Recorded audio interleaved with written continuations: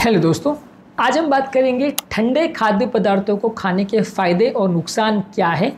यदि आपको कोई ठंडा खाना देता है तो इससे कुछ आपको बॉडी को बेनिफिट्स भी मिलते हैं, या अगर आप ठंडा खाना खाते हो तो बॉडी को कई बार नुकसान भी होता है। आज इन सब चीज़ों पर बात करेंगे और फिर फाइनल रिकमेंडेशन ये देंगे कि ठंडा खाना आपको खाना चाहिए या नहीं खाना चाहिए, कौन कौन सी चीज़ों में आपको ठंडा खाना प्रेफर करना चाहिए, कौन सी चीज़ों में नहीं।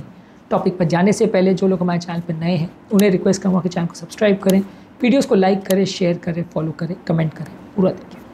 आज के टॉपिक में पहले हम बात करेंगे फ़ायदे क्या है खाने को ठंडा करके खाने से या ज़्यादा ठंडा खाना खाने से, और फिर बात करेंगे नुकसान के बारे में, और फाइनली हमारा फाइनल वर्डिक्ट इस बारे में।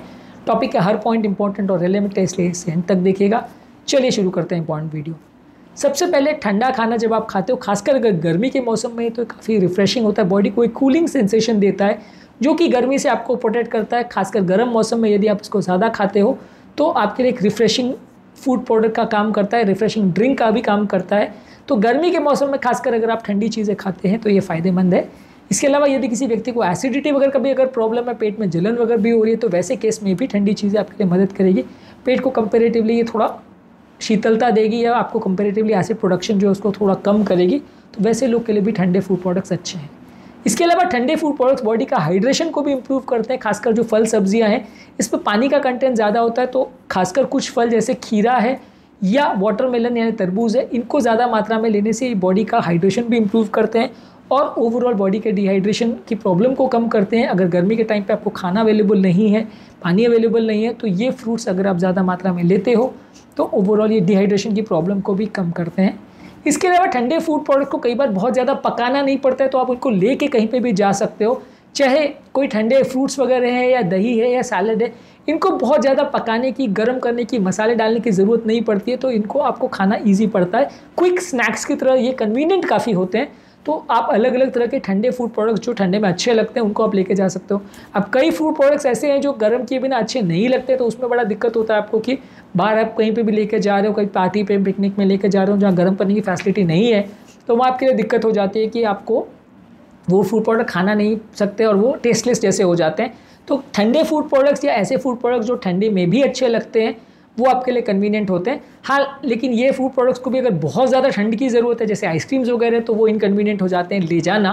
हालांकि ये है कि जो मीडियम लेवल की चीज़ें हैं जैसे सैलड्स वगैरह, दही वगैरह, कोल्ड सैंडविचेस वगैरह हैं, ये कंपेरेटिवली ईजी टू पैक और ईजी टू कैरी होते हैं। इसके अलावा ठंडे फूड प्रोडक्ट्स जो है वो कंपेरेटिवली बैक्टीरियल ग्रोथ को कम करते हैं और एंजाइमेटिक रिएक्शंस को भी कम करते हैं। तो इसलिए कोई भी फूड प्रोडक्ट को अगर आप फ्रिज में रख के या ठंडा करके अगर खाते हैं तो फूड का क्वालिटी और उसकी जो प्रॉपर्टीज़ है वो लंबे समय तक प्रिजर्व रहती है।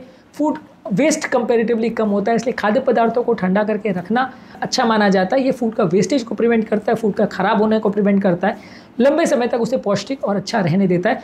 विटामिन मिनरल्स भी इतने डैमेज नहीं होते हैं। इसके अलावा कुछ कोल्ड फूड प्रोडक्ट्स हैं जैसे सैलड्स हैं और सूप्स हैं, ये कंपैरेटिवली इनमें कैलोरी कंटेंट कम रहता है, तो वेट मैनेजमेंट वाले पेशेंट्स के लिए भी ये अच्छा माना गया है। बॉडी को इनको गर्म करने के लिए भी थोड़ा एक्स्ट्रा कैलोरी रखते हैं, जिससे बॉडी का मेटाबॉलिक रिक्वायरमेंट भी बढ़ता है। तो ठंडे फल सब्जियां वगैरह जो है और ठंडे सैलड्स वगैरह जो है ये आपके लिए कंपैरेटिवली वजन कम करने के लिए अच्छा माना जाता है। लेकिन आप बहुत ज़्यादा मात्रा में मत खाइए, नहीं तो उसमें जो एडेड कैलोरीज जा रही है वो आपका वजन बढ़ाने का काम करेंगी। थोड़ी मात्रा में गर्म चीज़ों के बदले आप ठंडी चीज़ों को खाते हैं तो ये आपकी मेटाबॉलिज्म को स्टेप अप करता है। और दूसरा ये है कि उनको कंपैरेटिवली इसमें कैलोरीज कम रहती हैं, इसलिए आपके वजन को कम करने में थोड़ा मदद कर सकता है। अब बात करेंगे इसके नुकसान के बारे में।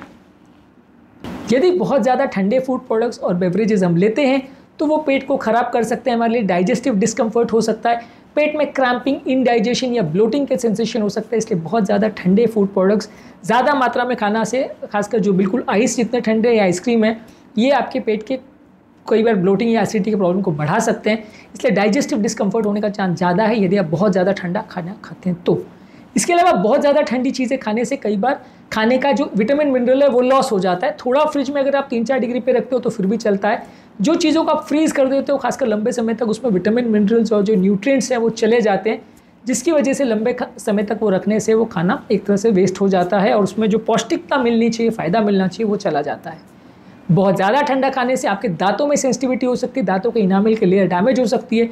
बहुत ज़्यादा ठंडा खाना इसलिए कई बार लोगों के लिए अच्छा नहीं होता, खासकर जिनको दांतों का प्रॉब्लम है, दांतों में पहले से पेन रहता है, जिनका उम्र बहुत ज़्यादा है। वैसे लोग आइसक्रीम या फ्रोजन ट्रीट्स वगैरह कुछ खाते हैं तो उनको डेंटल सेंसिटिविटी हो जाता है, दांतों में कई घंटों तक पेन रहता है जो कि उनके लिए अनकंफर्टेबल हो जाता है। इसके अलावा ठंडे फूड प्रोडक्ट्स कई बार डाइजेशन में भी दिक्कत करते हैं। जो कोल्ड सेंसेशन होता है फूड का वो उसकी डाइजेशन की प्रोसेस को स्लो करता है, बॉडी को खाने को गर्म करना पड़ता है पेट के अंदर, उसके बाद डाइजेस्ट प्रॉपरली हो पाता है।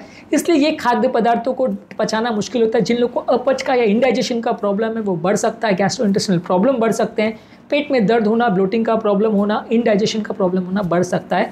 तो स्लो डाइजेशन होने की वजह से ठंडे फूड प्रोडक्ट्स कई बार उतने अच्छे नहीं रहते यदि आप इनको ज़्यादा मात्रा में खाते हैं, उन लोगों के लिए जिनको इंडाइजेशन का पहले से प्रॉब्लम है।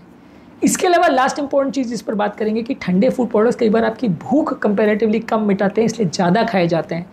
इसलिए गर्म फूड प्रोडक्ट्स को आप खाते हो तो आपका ब्रेन का सैटिस्फैक्शन सेंटर जल्दी एक्टिवेट होता है, ब्रेन को मैसेज जाता है कि आपने कुछ खाया, इसलिए आपका पेट भरा हुआ जल्दी महसूस होता है।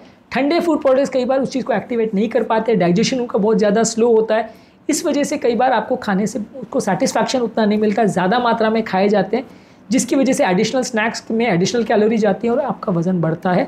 तो कई लोगों को ठंडे फूड प्रोडक्ट्स में जब सेटिस्फैक्शन नहीं होता तो वज़न ये बढ़ाने का उल्टा ख़राब काम करता है, क्योंकि ज़्यादा खाए जाते हैं। अगर खाना सीमित मात्रा में खा रहे हो तो नुकसान नहीं है, लेकिन कई बार लोग को सेटिस्फैक्शन नहीं होता है इसलिए वो ज़्यादा खाते हैं साइकोलॉजिकली, जो नुकसानदायक हो सकता है।